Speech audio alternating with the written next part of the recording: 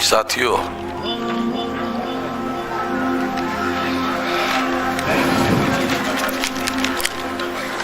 आज तीसरा दिन चल रहा है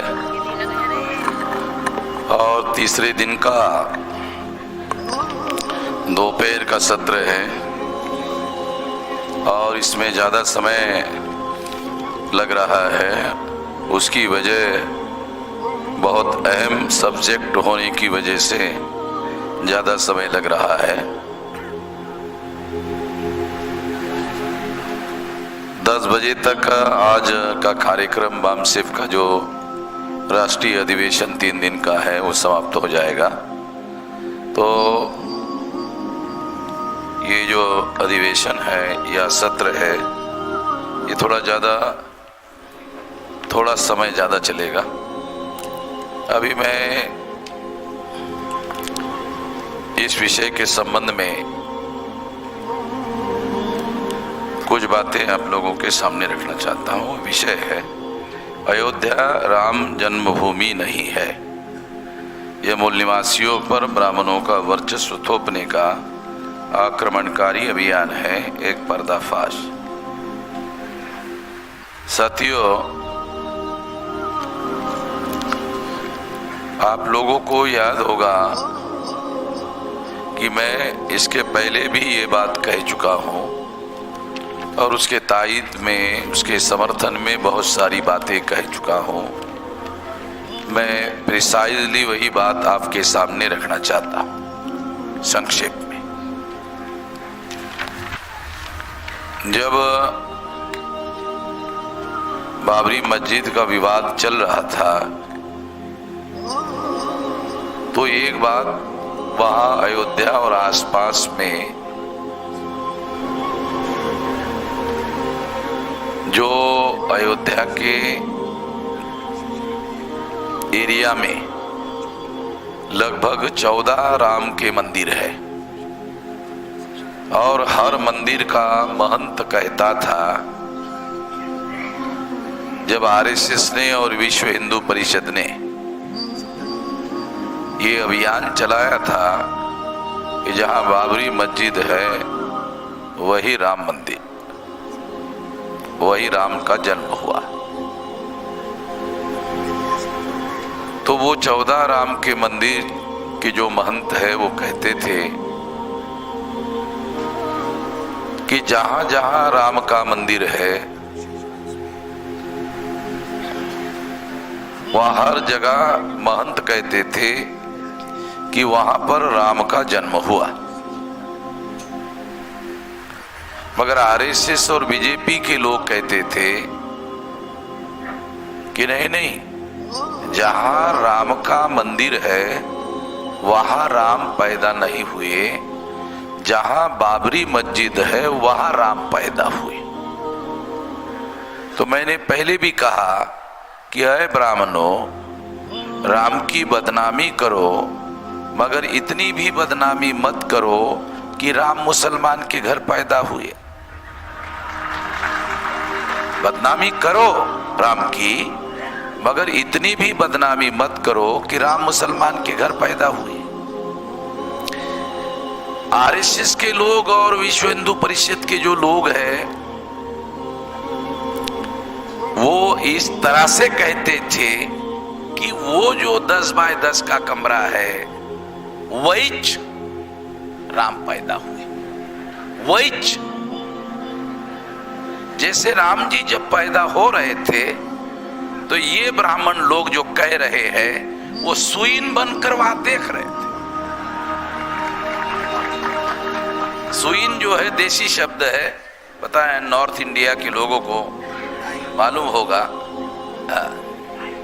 दाई जो बच्चा पैदा करवाती है, मगर उसके लिए दाई शब्द पर्याप्त नहीं है, सही नहीं है। वो वास्तविक शब्द सुईन है। सुईन का पर्टिकुलर काम है कि बच्चा पैदा करवाना, और दाई का काम है जिसका माँ नहीं है, जिसका बाप नहीं है, उस ऑर्फन बच्चे को पालना, पोषण करना और उसको माँ की तरह प्रेम देना, उसको बोलते दाई। तो दो शब्द अलग अलग है। शब्दों के बारे में मैं बहुत ज्यादा चूजी आदमी हूँ, बहुत ज्यादा सतर्क आदमी हूँ, बहुत विजिलेंट आदमी हूँ। कौन सा शब्द यूज करना चाहिए इसके बारे में पर्टिकुलर हूं। तो मगर मैं आप लोगों को खास बात कहना चाहता हूं, राम जन्मभूमि ये जो शब्द प्रयोग है, इस रेफरेंस में ये बात मैं कहना चाहता हूं कि राम जो है कौशल्या के प्रथम पुत्र थे। और हमारे देश में एक परंपरा है, जब यहां की महिलाएं किसी भी धर्म की हो, मैंने मुसलमानों को यूपी में पूछा कि क्या आपके घर में जो लड़की शादी करके ससुराल जाती है और पहला बच्चा पैदा करने का समय आता है तो क्या वो लड़की अपने माँ के घर बच्चा पैदा करने के लिए आती है? तो मुसलमानों ने भी कहा हाँ, हमारे घर में हमारी भी लड़की आती है। तो मैंने उनको कहा कि मुस्लिम लोगों का जो धर्म है वो अरबस्तान में निर्माण हुआ, मगर मुसलमान भारत के दृष्टि से अगर देखा जाए, कल्चरल दृष्टि से देखा जाए, सांस्कृतिक दृष्टि से देखा जाए, जो एविडेंस उपलब्ध है उसके अनुसार तो मुसलमानों की नेशनैलिटी भारतीय है। और भारत कहां तक है? अफगानिस्तान की जो लास्ट बॉर्डर है वहां तक भारत है। ये भी थोड़ा सा आप लोग ध्यान रखो। मौर्यकालीन नक्शा देखो तो आपको पता चलेगा कि भारत का जो भौगोलिक नक्शा है वो अफगानिस्तान की लास्ट बॉर्डर जो रशिया को लगी हुई है वहां तक है। और अभी भी वो नक्शा मौर्यकालीन भारत के तौर पर भारत में पढ़ाया जाता है।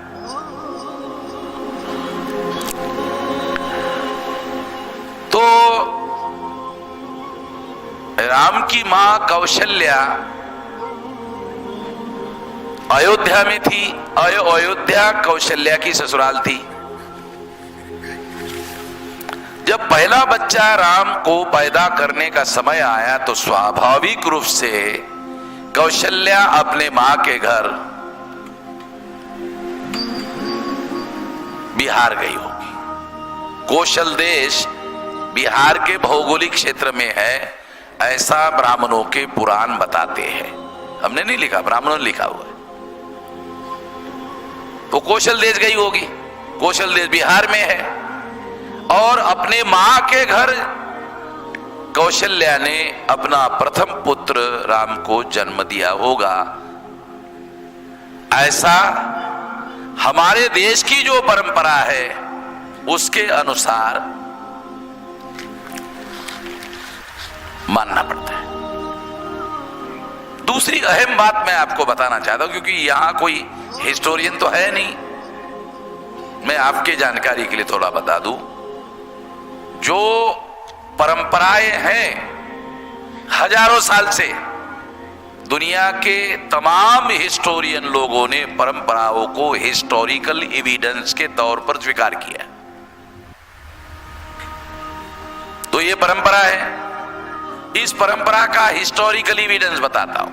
बुद्ध की मां जब बुद्ध को पैदा करने का समय आया था तो वो अपने मां के घर जा रही थी। तो इसका मतलब मैं कोई काल्पनिक कहानी नहीं समझा रहा हूं आप लोगों को, हिस्टोरिकल एविडेंस के साथ बता रहा हूं। बुद्ध की मां जब बुद्ध को पैदा करने का समय आया था तो अपने मां के घर जा रही थी। तो जो लुम्बिनी जंगल है वो जंगल में ही समय हो गया और जंगल में ही बुद्ध को बुद्ध की मां ने पैदा किया, जन्म दिया। ये हिस्टोरिकल एविडेंस है। जो परंपरा का उल्लेख मैं कर रहा हूं उसका हिस्टोरिकल एविडेंस भी है।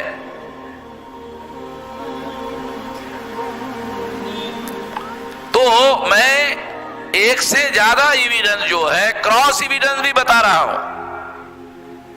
अगर थोड़ी देर के लिए मान ले कि ब्राह्मण ये मान ले, ब्राह्मण ये कहना है नहीं नहीं ये परंपरा हमें मंजूर नहीं है, हाँ ये बात सही है।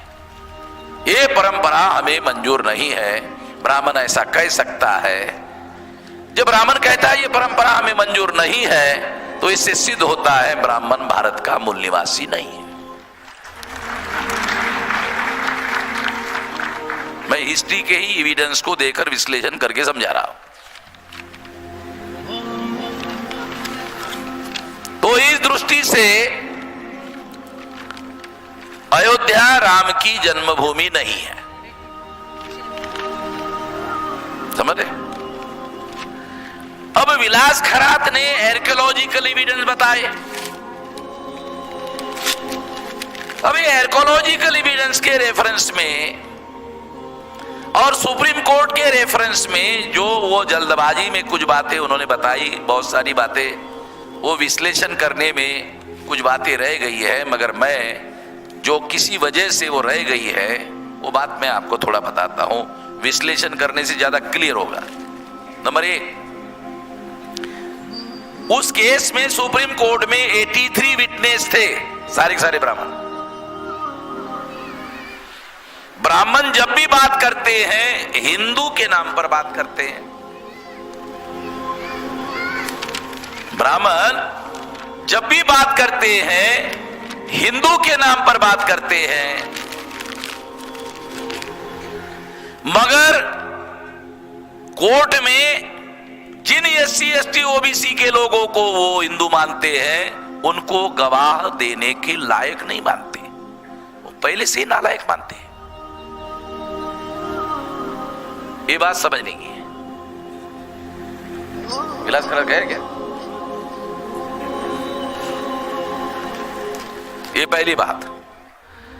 दूसरी बात, क्योंकि यहां कोई हिस्टोरियन तो है नहीं इसलिए बता रहा हूं, क्योंकि मैं वो हिस्टोरियन नहीं हूं, मगर मैं बोलने के पहले अपने को उस्ताद मानने वाले जो लोग हैं उनसे थोड़ा सा जानकारी लेते रहता हूं, तो इसके आधार पर बताता हूं। मैं पुराण और मौखिक आधारों को सुप्रीम कोर्ट के जजेस ने जजमेंट के लिए आधार बनाया, तो मैं आप लोगों को जानकारी देना चाहता हूं।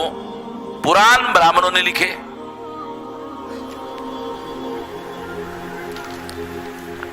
और मौखिक एविडेंस 83 ब्राह्मणों ने दिए। कोर्ट में केस हिंदू के नाम पर है, सारे अखबार लिए रहे हिंदू पक्ष, हिंदू पक्ष, हिंदू पक्ष, उसमें हिंदू नाम का पक्ष ही नहीं है, वो सारा का सारा ब्राह्मण पक्ष है। ये बारीकी जो है मैं आप लोगों को बता रहा हूं, ये बहुत सारे लोगों को समझ में नहीं आती है बारीकी, ये बहुत मौलिक बारीकी है। क्योंकि जिन SC ST OBC को ब्राह्मण हिंदू मानते हैं उनको वो गवाह के लायक भी नहीं मानते, वो किसी भी लायक नहीं मानते।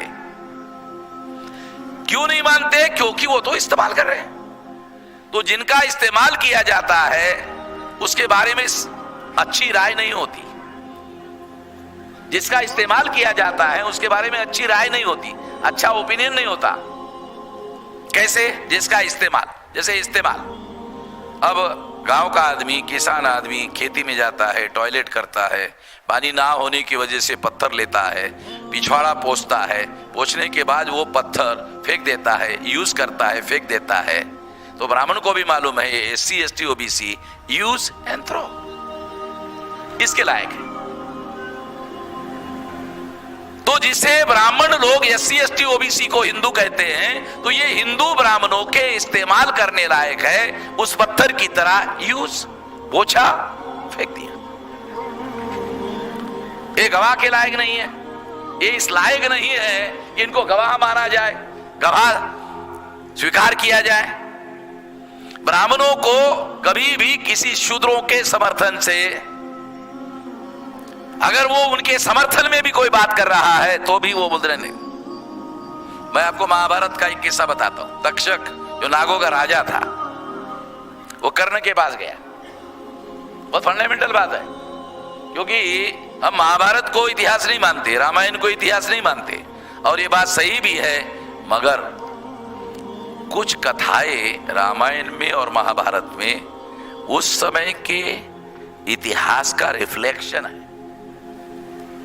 अगर इतिहास जानने समझने वाले लोग अगर इस बात को समझे तो मैं तक्षक का उदाहरण देता हूं। तक्षक गया कर्ण के पास और तक्षक ने कहा मैं नागों का राजा हूं, यानी सांपों का नहीं, नाग जो है ये बहुत भारत में सबसे बहादुर लोग थे जिन्होंने भारत में राजनीतिक संस्थाओं का विकास किया, वो नाग लोग थे। वो गया कर्ण के पास, कर्ण को कहा ये तुम्हारे कौरव पांडवों के पक्ष में मैं आपका साथ देना चाहता, कर्ण का साथ देना चाहता हूं। तो कर्ण ने क्या कहा जानते हो?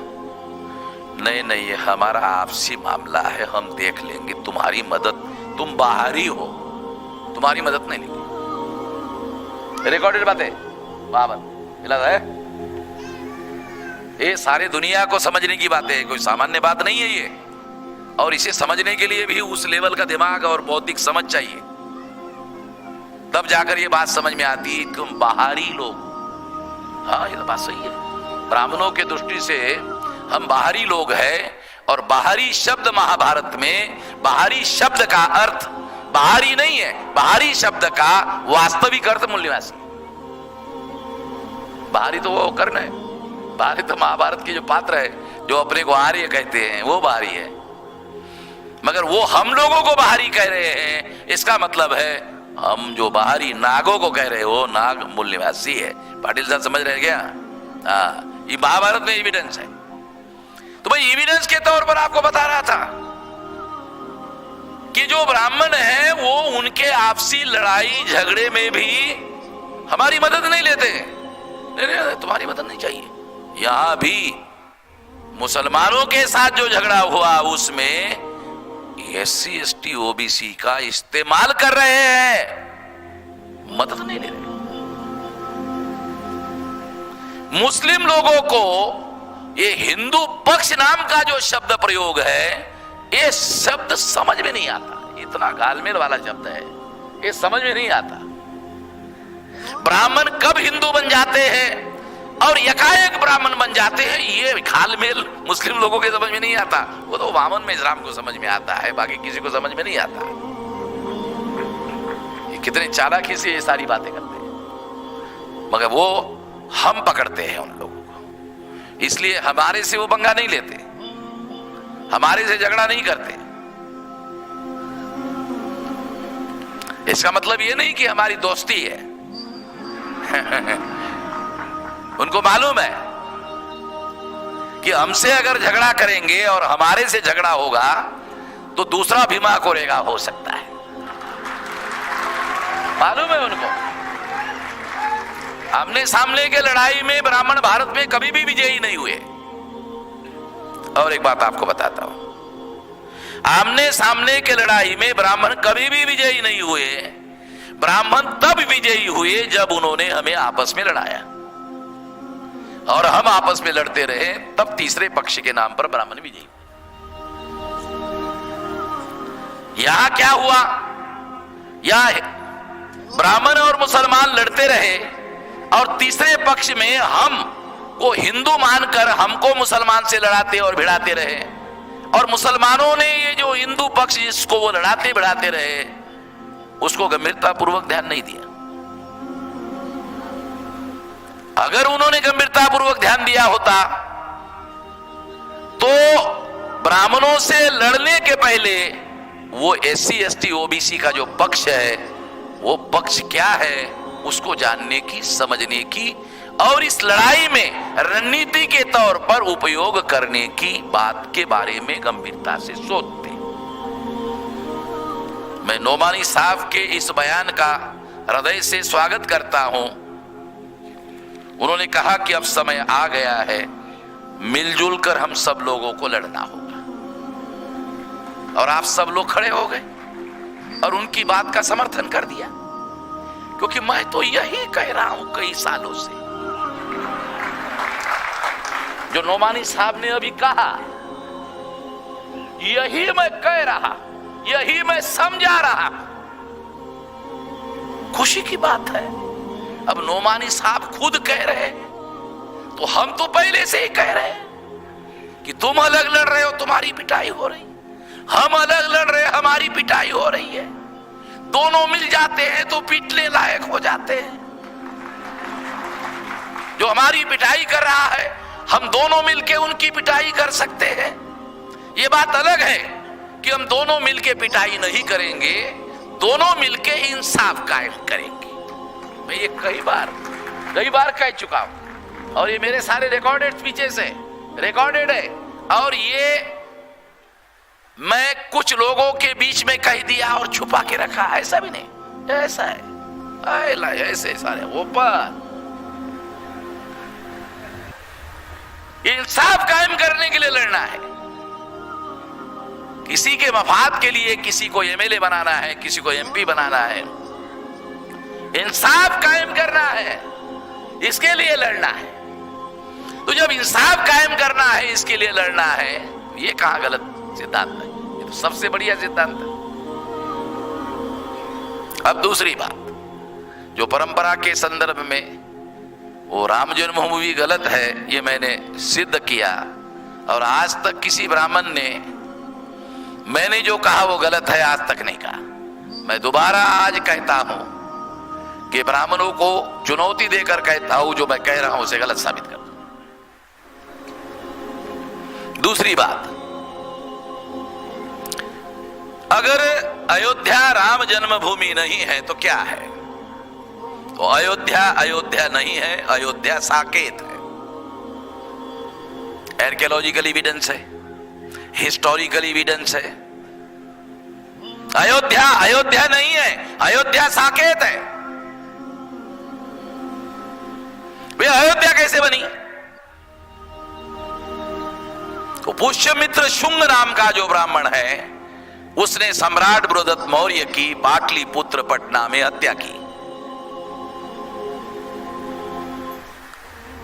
जिसका साम्राज्य अफगानिस्तान के रशिया का बॉर्डर था ना, वहां तक था, उस सम्राट बृहदत्त मौर्य का। और उस सम्राट बृहदत्त मौर्य का क्या मतलब है? मूल निवासियों का। ये समझ नहीं तो तुम अरे अच्छा वो मौर्य, वो हमारा ये अच्छा ये अपना आजमगढ़ वाला मौर्य। अच्छा वो आजमगढ़ वाला मौर्य नहीं, मूल निवासी वाला मौर्य। ये सारे नाग लोग थे जिन्होंने ये साम्राज्य स्थापित किया। जैसे मैं पहले कहता था, मूल निवासियों के 6000 जाति के टुकड़े ब्राह्मणों ने किए। अब मैं इस सिद्धांत को थोड़ा सुधारता हूं, मूल निवासियों के नहीं, ब्राह्मणों ने नागों के 6000 टुकड़े किए। मूल निवासियों के नहीं, नागों के 6000 टुकड़े किए, जिनका सबसे ज्यादा डर ब्राह्मणों को था। और हमारे ही पूर्वजों को आपस में लड़ाकर ब्राह्मणों ने इन लोगों को मारा। और एक समय ये पुराणों में लिखित है,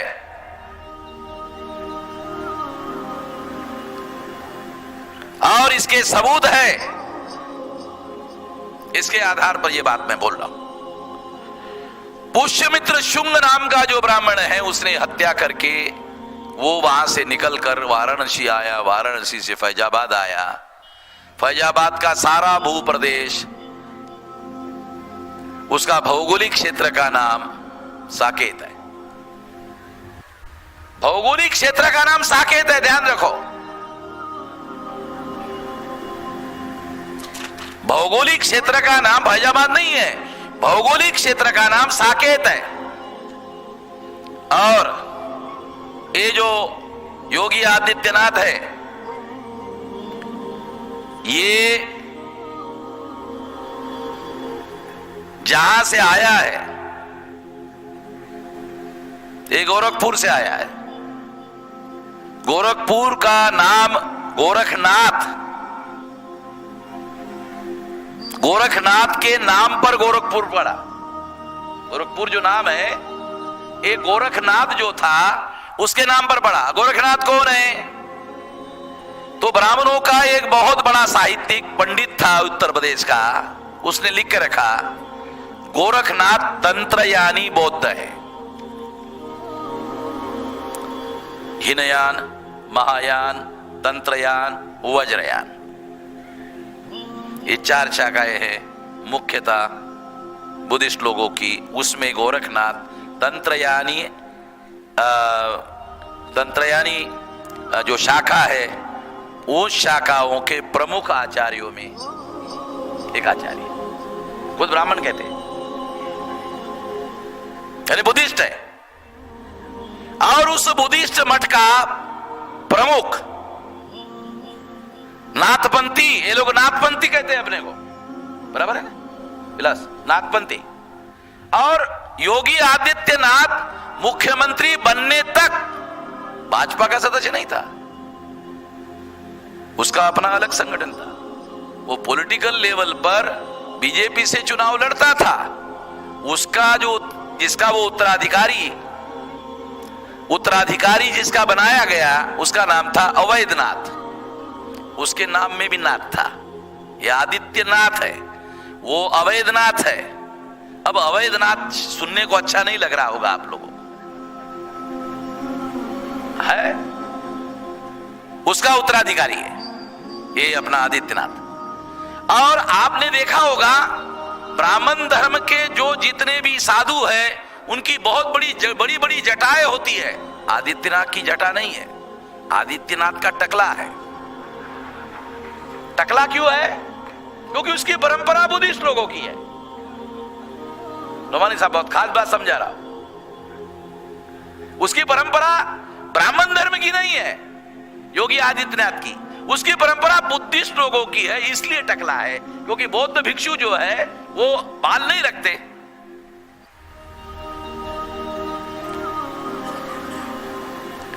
तो उनके पंथ के जो लोग हैं, तंत्रयानी जो है वो बुद्धिस्ट थे, तो उनके जो भी भिक्षु है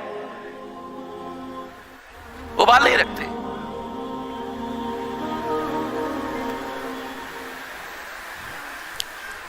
आरएसएस बहुत होशियारी से काम करता है, उसको बुद्धिस्ट फोल्ड में लाने के लिए, उसका बुद्धिस्ट व्यक्ति का हिंदू पक्ष में लाने के लिए अगर उसको इस्तेमाल किया जाए तो उसको बनाया जा सकता है, इस्तेमाल किया जा सकता है, बहुत योजनाबद्ध तरीके से करता है। महाराष्ट्र में आपको सुनकर आश्चर्य लगेगा कि सरसंघ चालक भागवत अमरावती जिले में ये जो चक्रधर स्वामी का कौन सा पंथ महानुभाव, उसका जो मठ है बड़ा, उसमें 1 हफ्ता जाके रहा और उसको मनाता रहा, तुम आ जाओ, इधर आ जाओ, इधर आ जाओ, इधर आ जाओ। वो 8 दिन रहने के बाद भी नहीं माना वो मठ का। उसने मेरे पास मैसेज भेजा, वो आया था मेरे पास। बहुत सारे साधु लोग नोमानी साहब अब मेरी मदद चाहते, मुझे समझ में नहीं आता मैं गृहस्थों की लड़ाई लड़ूं कि साधुओं की लड़ाई लड़ूं, मुझे समझ में नहीं आता। साधु लोग भी मेरी मदद चाहते हैं, गृहस्थ भी मेरी मदद चाहते हैं। मैंने साधुओं को पूछा, अरे मैं गृहस्थों की लड़ाई लड़ रहा हूं, आप मेरी मदद करना चाहिए, आप मेरी मदद क्यों मांग रहे हैं? कहा कि नहीं, आप ही लड़ सकते हैं, अभी हमको समझ में आ गया है कि हम नहीं लड़ सकते। तो मैं उन लोगों का भी संगठन बनाने में लगा हुआ हूं। हाँ, उन लोगों का भी संगठन बनाने में लगा हूं। मैं जहां जहां जाता हूं वहां भागवत जाता है। मैं अमेरिका गया, वहां भागवत गया। मैं लंदन गया, फिर वहां भागवत गया। जिस समय में मैं लंदन में था उसके 2 दिन पहले भागवत हुआ। अरे मैंने कहा मेरा पीछा क्यों कर रहा है भाई, आप भी मैं जहां जा रहा वहां वो पहले। मैं शिकागो गया, वो भागवत को पता चला कि वामन मेश्राम वो शिकागो में जहां धर्म सम्मेलन हुआ था वहां जाके आया और वहां ये बोल के आया। तो मुझे काउंटर करने के लिए उन्होंने फिर वहां सम्मेलन लगाया। तो मुझे मालूम हुआ तो मैंने अमेरिका के हमारे लोगों को कहा मुर्दाबाद करने के लिए जाओ। तो मुर्दाबाद वहां भागवत का शिकागो में मुर्दाबाद हुआ। मैं भारत में ही था, मैं वहां नहीं था मुर्दाबाद के लिए। तो हमारे लोग अब दुनिया में हर जगह जो है, मैंने कहा कुछ मत करो, कम से कम मुर्दाबाद तो करो, रिकॉर्ड में रखो कि हमने तुम्हारा स्वागत नहीं किया, मुर्दाबाद किया।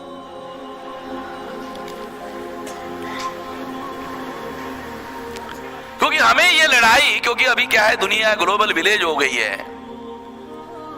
मीडिया की वजह से, सोशल मीडिया की वजह से तो ये बहुत ज्यादा ये हो गई है। तो जिस पुष्यमित्र शुंग नाम के ब्राह्मण ने, वो आया, सम्राट बृहदत्त मौर्य की हत्या करके फैजाबाद आया, और फैजाबाद के 7 किलोमीटर का जो एरिया है फैजाबाद से, वहां पर उसने अयोध्या बनाया। और अभी जो मेरे पास जानकारी आ रही है कि उसने जानबूझकर पाटलिपुत्र में हत्या करने के बाद जानबूझकर साकेत चुना। अभी जो नए सबूत हमारे पास आ रहे, आर्कियोलॉजिकल सबूत हमारे पास आ रहे, साकेत दुनिया का बहुत बड़ा व्यापारिक केंद्र था और दुनिया का बहुत बड़ा बुद्धिस्ट सेंटर था और मूल निवासियों के बहुत बड़े आस्था का केंद्र था। वहां पर उन्होंने अयोध्या कैपिटल बसाया। उस कैपिटल का राजा, आप सुनकर हैरान हो जाओगे, उस कैपिटल का राजा रामायण में लिखा हुआ है राम था, और इतिहास में पढ़ाया जाता है पुष्यमित्र शुंग था। कुछ समझ में आ रहा है? इतिहास उत्तर प्रदेश में पढ़ाया जाता है, उस इतिहास में लिखा हुआ है अयोध्या का राजा पुष्यमित्र शुंग था, इतने पीरियड से इतने पीरियड तक था।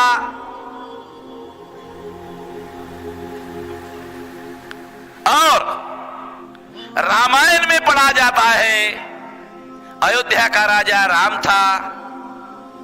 तो अयोध्या का राजा राम था, ये ऐसा कॉम्बिनेशन कैसे बना?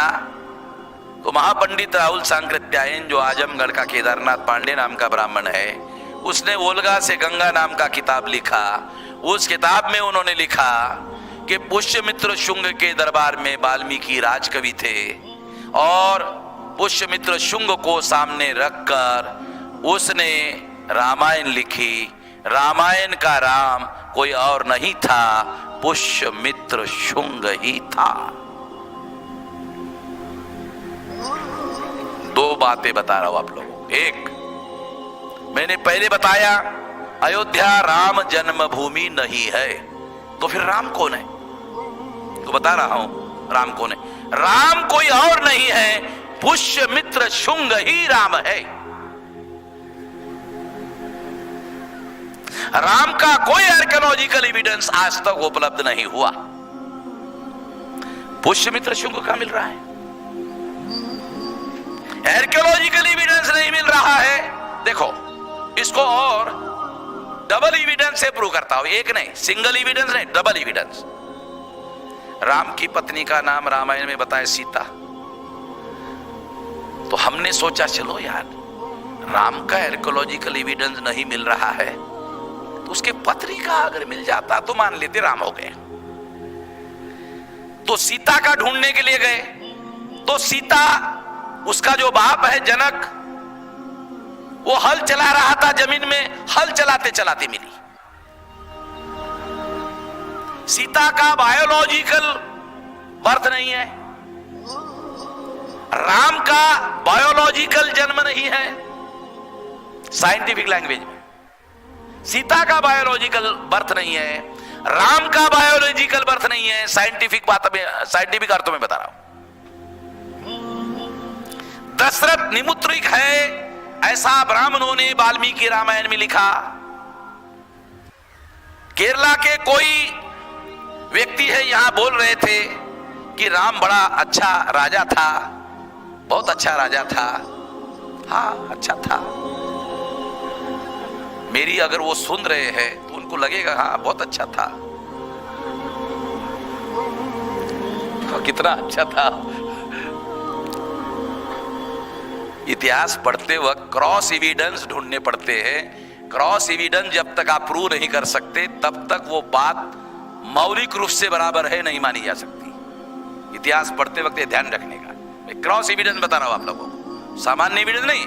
अगर राम का कोई आर्कियोलॉजिकल एविडेंस नहीं मिला तो ब्राह्मण लोग ये जानते थे कि भविष्य में ये सवाल उठेगा, क्योंकि हम तो काल्पनिक बता रहे।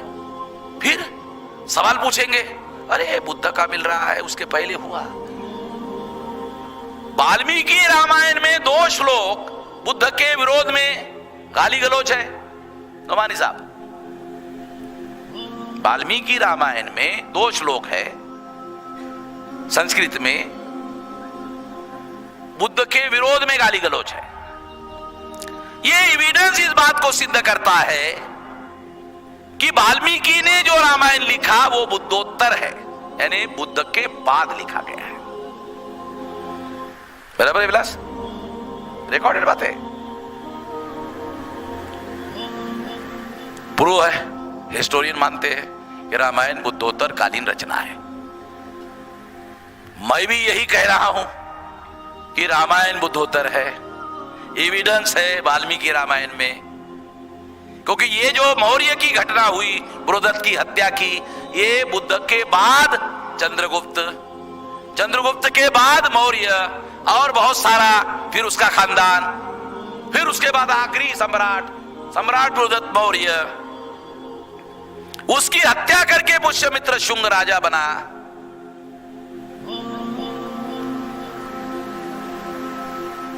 तो ये जो पुष्यमित्र शुंग है उसके दरबार में वाल्मीकि राजकवि थे। जैसे विक्रमादित्य के दरबार में कालिदास राजकवि थे, वो भी संस्कृत का कवि था। उसने विक्रमादित्य को सामने रख के काव्य लिखा, और वाल्मीकि ने पुष्यमित्र शुंग को सामने रखकर काव्य लिखा। उस काव्य का नाम है रामायण। है बराबर है?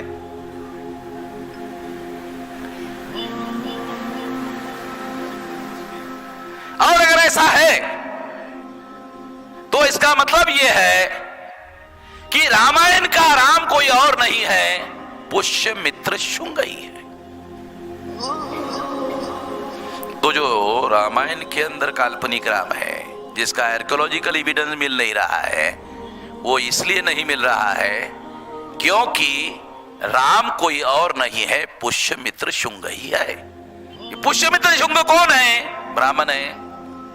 और ध्यान रखो, पुष्यमित्र शुंग ब्राह्मण है। दशरथ कौन है? राम का पिताश्री दशरथ कौन है? क्षत्रिय है। पुष्यमित्र शुंग कौन है? ब्राह्मण है। कॉन्ट्रडिक्शन आ गया कि पुष्यमित्र शुंग ब्राह्मण है, दशरथ क्षत्रिय है। क्षत्रिय के घर में क्षत्रिय पैदा होता है, मगर राम जो है, चूंकि दशरथ निपुत्रिक है, दशरथ के घर में एक भी पुत्र नहीं है, निपुत्रिक है, तो श्रृंग नाम का ऋषि है, उसके द्वारा दशरथ के घर में पुत्र संतान पैदा की जाती है। ऐसा वाल्मीकि रामायण में लिखा हुआ है। हमने नहीं लिखा, वाल्मीकि ने लिखा, और वाल्मीकि ने रामायण में लिखा, मैं प्रचेता का 10वां पुत्र हूं और प्रचेता ब्रह्मा का पुत्र है। और ब्रह्मा का मतलब है, ये कह सकता है, वाल्मीकि के कहने का मतलब है, मैं लुंगे सुंगे ब्राह्मण के खानदान का आदमी नहीं हूं, डायरेक्ट ब्रह्मा के खानदान का हूं। ये रामायण में लिखा हुआ है विलास, है ना? रामायण में लिखी बात बोल रहा हूं, अपनी बात नहीं बोल रहा हूं। मैं ऐसे लुंगे संगे ब्राह्मण के घर का पैदा हुआ नहीं हूं। मेरा एक खानदान है, खानदान कौन सा? एकदम डायरेक्ट ब्रह्मा का, इधर उधर का नहीं। खैरिया ब्राह्मण का नहीं हूं, डायरेक्ट प्रचेता के पुत्र का, ब्राह्मण के घर में पैदा, ब्रह्मा के घर में पैदा हुआ। और उसने ये कहानी लिखी, ऐसा दिया हुआ है तो उस वाल्मीकि ने। तो इसका क्या मतलब है? उसने लिखा, दशरथ के घर में कोई पुत्र नहीं है, दशरथ निपुत्रिक है, अश्रिंग नाम के ऋषि से दशरथ के घर में पुत्र संतान प्राप्त कराई गई। इसका मतलब है दशरथ क्षत्रिय है, मगर क्षत्रिय के घर में जो पुत्र पैदा हुआ वो ब्राह्मण जो ऋषि है श्रृंग ऋषि से पैदा हुआ है। पाटिल साहब समझ लो, बहुत बारीक बात बता रहे, माइक्रो लेवल की बात है, बायोलॉजिकल साइंस के आधार पर बता रहा हूं। इसका मतलब है वाल्मीकि ने वाल्मीकि रामायण में लिखा कि राम का जो बायोलॉजिकल फादर है वो दशरथ नहीं है। बायोलॉजिकल फादर पुष्यमित्र शुंग का जो बायोलॉजिकल फादर है वो श्रृंग ऋषि है। शुंग श्रृंग, समझ लो, बहुत माइक्रो एनालिसिस है। श्रृंग श्रृंग, ये श्रृंग और शुंग एक ही है, ये ब्राह्मण को समझ में आता है और दूसरा वामन मेश्राम को समझ में आता है, बाकी किसी को समझ में नहीं आता। इतिहास में जो टर्मिनोलॉजी होती है उसका विश्लेषण कैसे किया जाए, भाषा शास्त्र का अर्थ कैसे निकाला जाए, शब्दों का अर्थ कैसे निकाला जाए, और शब्दों की उत्पत्ति कैसे होती है, और शब्दों की तोड़ कैसे होती है, शब्द कैसे टूटते हैं, शब्दों का अपभ्रंश कैसे होता है, इतना सारा इतिहास में आता है। मैं एक भी विषय का कहता नहीं हूं नमवानी साहब, मगर मैं अपने हिसाब से पंडित की पिटाई करने हद तक जानता हूं, फिर वो मेरे झंझट में नहीं पड़ते, इतना जानता हूं। और इसीलिए कोई ब्राह्मण, बल्कि गांधीधाम में एक हाई कोर्ट का लॉयर ब्राह्मण था, उसके बाद ब्राह्मण महासभा के लोग गए, कहा कि वामन मेश्राम के खिलाफ केस करना है। वो हाई कोर्ट के लॉयर ने, जो ब्राह्मण था, ब्राह्मण महासभा के लोगों को कहा, वामन मेश्राम को जानते हो कौन है? कहा कि नहीं, पहले जानो फिर केस लेके आओ। अबे वो पहले सबूत इकट्ठा करता है, बाद में माइक में बोलता है, वो हाई कोर्ट में जज के सामने जब सबूत फेंक के मारेगा तो मैं क्या करूंगा? तेरे पास है कोई सबूत? जब ब्राह्मण महासभा ने कलेक्टर तिवारी को मेरे खिलाफ कंप्लेंट दिया, फिर भी कलेक्टर ने अनुमति दिया। लिखित कंप्लेंट देने के बाद में कार्यक्रम के दूसरे दिन हमारे लोगों को भेजा, जाओ कलेक्टर को बोलो जो कंप्लेंट ब्राह्मण महासभा ने दिया उसकी एक कॉपी हमें दिया जाए। ऐसा एप्लीकेशन हमारे लोगों ने किया। कलेक्टर तिवारी ब्राह्मण था, उसने पूछा क्यों चाहते हो? हमारे लोगों ने कहा वो वामन मेश्राम मांग रहा है। अच्छा, क्यों मांग रहा है? बोलता कि क्या कंप्लेंट है, थोड़ा हम जानना चाहते हैं। नहीं और भी कुछ होगा। कहा कि ये सबूत अगर मिल जाए तो ये सारे कंप्लेंट करने वाले ब्राह्मण को एट्रोसिटीज के केस में वो अंदर डालना चाहता है। साले दस्तावेजी सबूत मिल जाएगा वामन मेश्राम के खिलाफ में, वामन मेश्राम अनुसूचित जाति का एट्रोसिटी आयद हो जाएगी। तो तिवारी क्या बोल रहा है? हमारे नारायण गरवा इधर ही है, इधर अधिवेशन की तैयारी में। अरे जाने दो गरवा, जाने दो, वो गधे लोग हैं। तो नारायण गरवा ने तिवारी को कहा, तिवारी जी आप जानते हो क्या कह रहे? पंडित लोगों को आप तिवारी कह रहे, विद्वान लोगों को तिवारी आप गधे कह रहे? अरे गधे लोग हैं, उनको क्या करें? वो जो ब्राह्मण कलेक्टर है वो हमारे नारायण गरवा को कह रहा था गधे लोग हैं। कलेक्टर को समझ में आया अगर ये कंप्लेंट की कॉपी वामन मेश्राम को मिल जाती है तो जितने कंप्लेंट करने वाले, साइन करने वाले लोग हैं उनकी जमानत नहीं होगी, अंदर चले जाएंगे।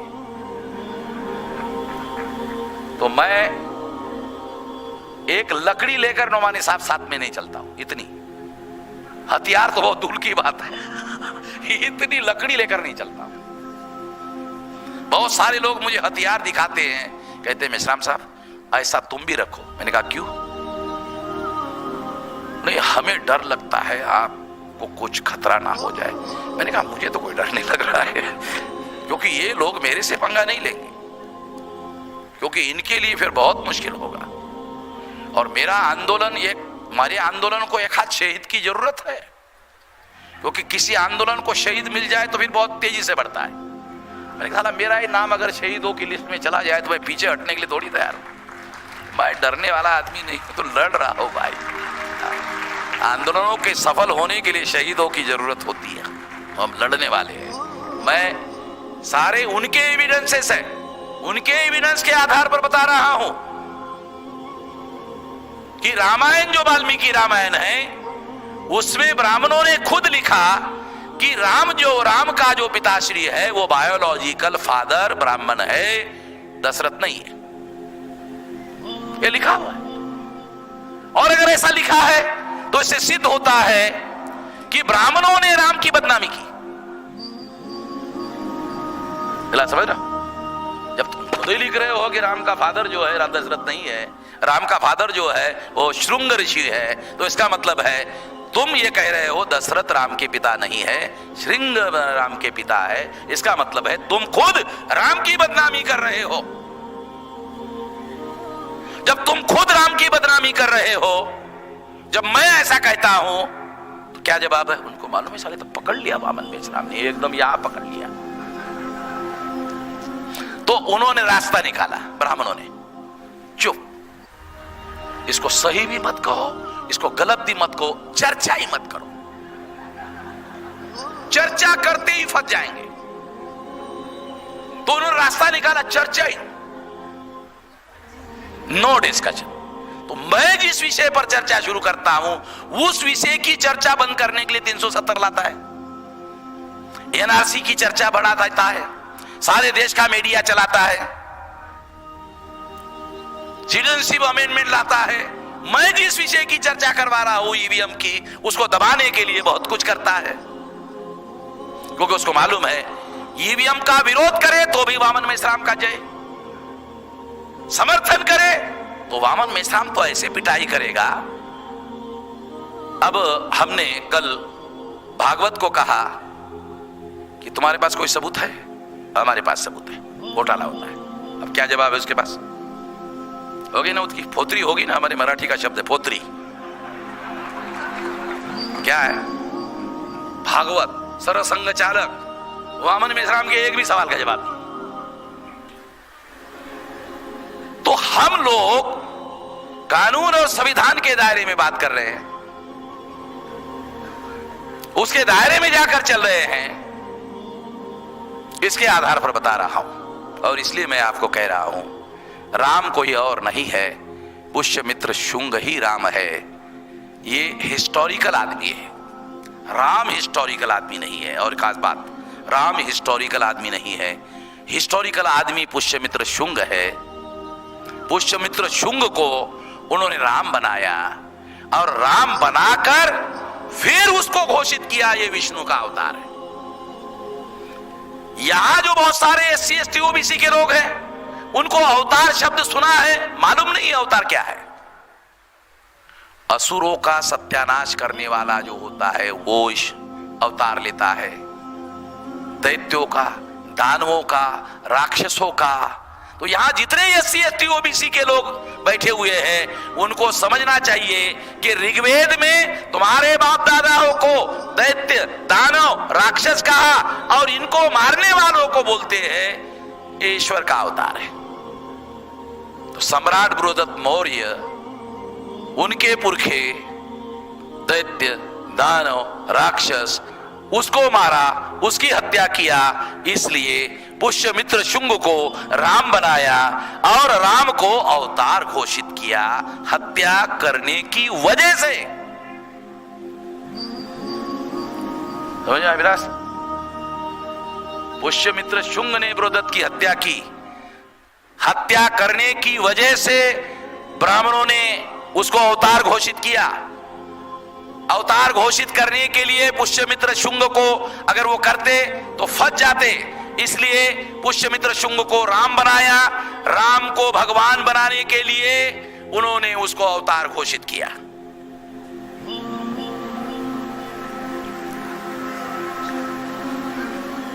ये सारा मामला है। अब आखिरी बात कह देता हूं। ब्राह्मण कहते हैं मुगलों का राज था, उन्होंने जबरदस्ती से हमारा मंदिर तोड़ा और वहां मस्जिद बनाई। चलो थोड़ी देर के लिए तुम्हारी बात मान लेते हैं कि मुगलों ने तुम्हारा मंदिर तोड़ा, सत्ता उनकी थी, शासन उनका था और उन्होंने तुम्हारा मंदिर तोड़कर मस्जिद बनाई, अब तुम्हारी सत्ता है, अब तुम बाबरी मस्जिद गिराकर राम मंदिर बना रहे हो, अब तुम्हारी सत्ता है। उस समय बाबर के लोगों ने जबरदस्ती की, अब आप लोग जबरदस्ती कर रहे हो। कल 25-50 साल में किसी और का राज आएगा, मूल निवासियों का राज आएगा, फिर उस समय राम मंदिर का क्या होगा? समझ में आ रहा है? भविष्य बता रहा हूं, कोई मैं पंचांग नहीं देखता हूं, मगर पक्का भविष्य बता रहा हूं। हाथ की लकड़ियों को बगैर बता रहा हूं। जब 63 साल में अंग्रेजों को भगाने में ब्राह्मणों को कामयाबी मिली, तो हमको भी 40-45 साल हो गए, हमको भी 10-20 साल में मिलने वाला है। और जिस तरह का डर ब्राह्मणों के अंदर फैला हुआ है, उसकी वजह से हमें यकीन हो रहा है कि हाँ 10-20 साल में ही होने वाला है, 20-25 साल में हो जाएगा। और अभी नोमानी साहब ने घोषणा किया कि मिलकर लड़ना चाहिए, फिर तो 10-12 साल में हो जाएगा, ज्यादा समय नहीं लगेगा। हम तो समझ रहे थे कि ये लड़ाई हमको अकेले ही लड़नी पड़ेगी, मगर अभी नोमानी साहब ने पब्लिक में ऐलान किया, और मेरे उस ऐलान का समर्थन करने के पहले आप सब लोगों ने उठकर उनका समर्थन कर दिया, क्योंकि आपको मालूम है यही मेरी लाइन है। जो नोमानी साहब ने कहा वो 20-25 साल से मैं यही कह रहा हूं, तो मेरे पहले ही आपने समर्थन कर दिया, क्योंकि आप जानते हैं मेरी लाइन वही है, कोई दूसरी है नहीं। अकेले अकेले लड़ने से हमारी पिटाई हो रही है। संवैधानिक संस्थाओं का मिसयूज कर रहे हैं, क्योंकि ताकत से लोग विरोध नहीं कर पा रहे, कर नहीं सकते संवैधानिक संस्थाओं का मिसयूज, मगर जैसे ताकत से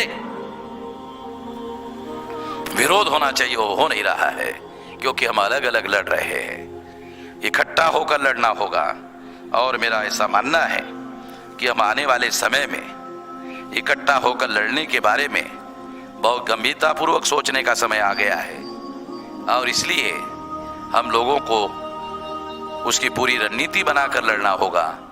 तो मैं वो रणनीति माइक पर घोषित नहीं कर सकता, क्योंकि जो रणनीति होती है वो माइक पर घोषित नहीं की जा सकती, और इसलिए मैं केवल इतना ही कहना चाहता हूँ कि हम सब लोगों को मिलजुल कर लड़ने का कोई विकल्प नहीं है, कोई अल्टरनेटिव नहीं है, यही एकमात्र उपाय है। और हम लोग अगर ऐसी लड़ाई लड़ते हैं, तो इस लड़ाई के लड़ने से